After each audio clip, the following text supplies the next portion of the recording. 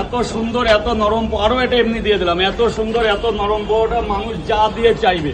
চাইলে আলু ভাজা দিয়েও খেতে পারে, চাইলে ডিম কারি দিয়েও খেতে পারে, চিকেন মাটন তো দূরের কথা, এখন পনির দিয়েও খেতে পারবে। দাদা সামনে আমাদের বাঙালি বড় উৎসব দুর্গাপুজো আছে, দাদা দুর্গাপূজায় অফার কি রাখবে? কেন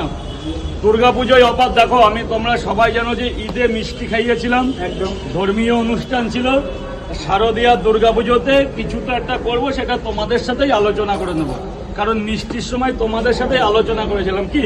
যে কি করা যায়। এটা আলোচনা সাপেক্ষর মধ্যে